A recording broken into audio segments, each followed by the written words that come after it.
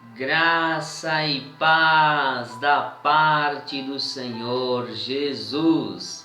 Sejam muito bem-vindos a mais um vídeo aqui no nosso canal no YouTube. Canal esse que tem por objetivo ensinar a palavra de Deus. Desde já convido você a se inscrever em nosso canal, ativar as notificações e ajude o nosso canal a crescer compartilhando os nossos vídeos. No vídeo de hoje nós vamos concluir o nosso devocional sobre a oração. E hoje nós vamos falar acerca dos inimigos da oração e também dos resultados que a oração nos traz.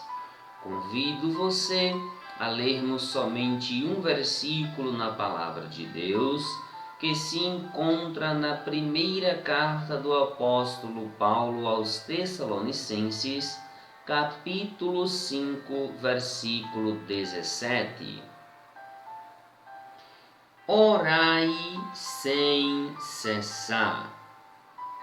Orai sem cessar. Esse é o conselho do apóstolo Paulo. Oração, então, não é apenas um dever ou uma boa apreciação que o crente faz estando na presença de Deus. Mas oração é um mandamento expresso que está contido na palavra de Deus. Colossenses capítulo 4, versículo 2, o apóstolo Paulo manda-nos orar com perseverança. Em 1 Tessalonicenses 3,10, o mesmo apóstolo nos manda orar abundantemente.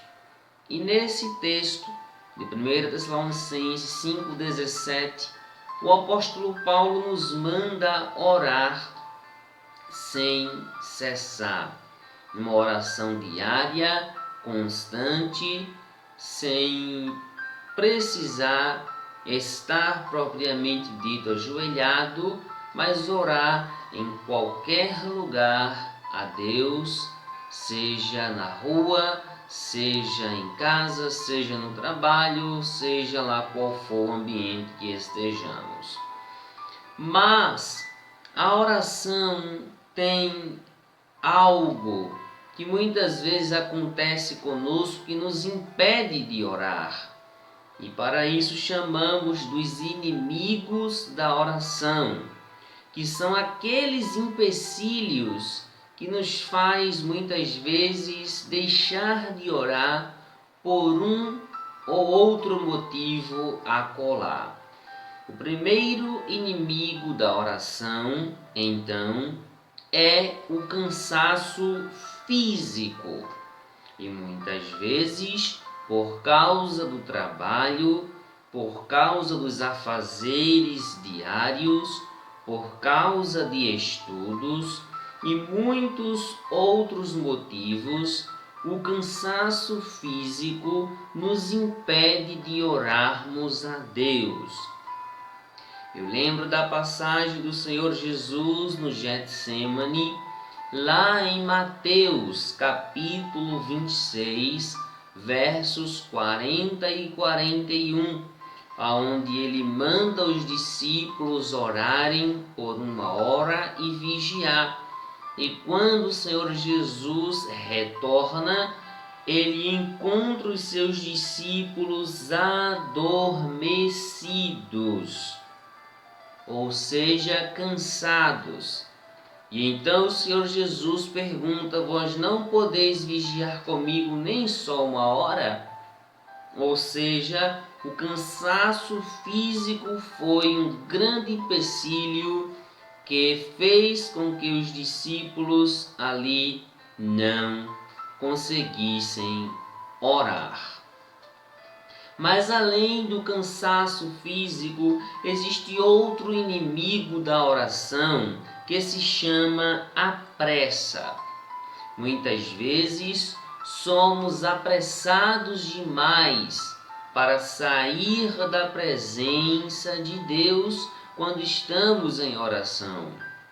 Muitas vezes temos tempo para fazer 1001 coisa, mas quando se trata de oração, nós deixamos um tempo extremamente reduzido e, devido às pressas, nós não conseguimos orar.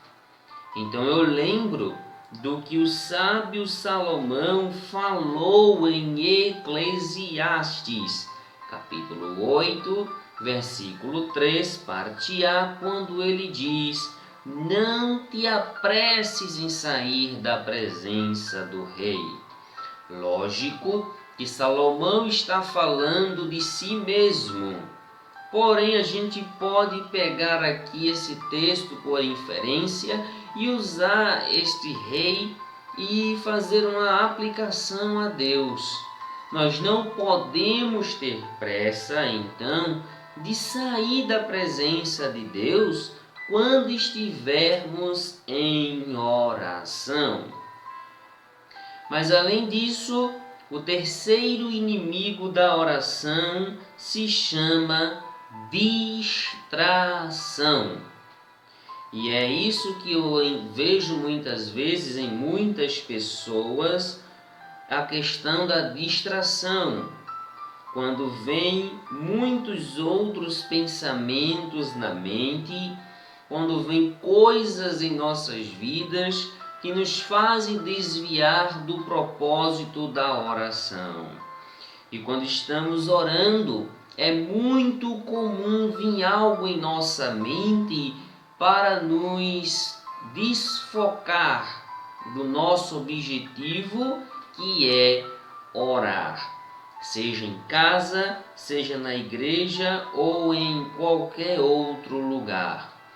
O segredo para vencer a distração é orar em voz alta, não escandalosamente alta, mas uma voz alta que te permita falar de maneira que as demais pessoas não sejam incomodadas e você se sinta à vontade para falar e conversar com Deus. E também outro segredo para vencer é, além de você falar em voz alta, você falar um pouco mais devagar com Deus, para tentar se concentrar mais na sua oração, para não permitir que a distração tire o seu foco de Deus quando estiveres em oração. Mas ainda, o quarto inimigo da oração que destacamos aqui é a intranquilidade. Existem muitas pessoas intranquilas quando estão em oração, e quando vão se ajoelhar, não param de olhar muitas vezes para o relógio, não param de estar inquietos. Parece que na cadeira em que estão ajoelhados tem até urtigas, tem algo que lhe incomoda, que lhe faz sair do ambiente de oração e etc. E por muitos outros motivos, então, a intranquilidade não deixa as pessoas orarem tranquilamente. Muitas vezes as pessoas ficam intranquilos devido à sua incredulidade, por achar que Deus não está fazendo ou não vai fazer nada por você.